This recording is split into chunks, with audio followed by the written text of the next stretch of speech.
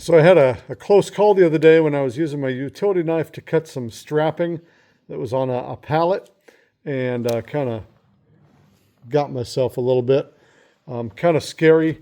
I should have been using some diagonal cutters. It was just some plastic strapping, no more than like a zip tie.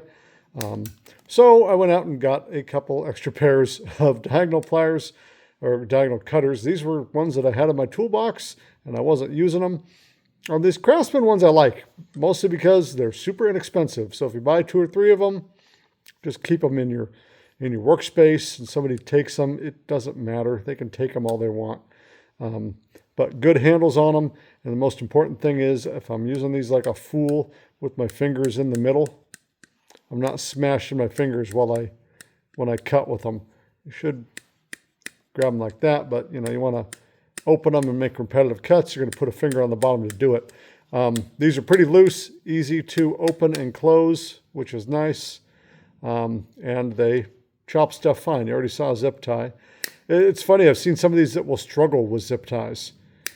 I don't know how or why, but we need to have a good, tight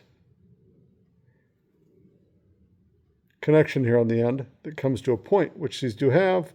Of course, they got the bevels in here, so if you got something with a bulbous head sticking out, you can rest it inside here. It doesn't stop you from cutting. And then, of course, diagonal cutters, because there's a diagonal here. So if we're cutting on a surface, we can angle these up, and our hand isn't in contact with the surface. You can come in and make a flush cut against whatever. So yeah, fibrous stuff, these cut fine. They've got a good cutting surface that works well on them. You do have to cut more towards the tip for harder stuff. The inner side just doesn't make the connection quite as well. So you do cut with the tip on these, but with stuff like wire, no problem. Blast away. So you do kind of get to know them. The inside's better for doing bigger, bulkier stuff. The outside's better for smaller stuff or more fibrous stuff. So anyway, Craftsman. Yeah, they might not be the Craftsman of yore, but they're good enough. Rubbery handles.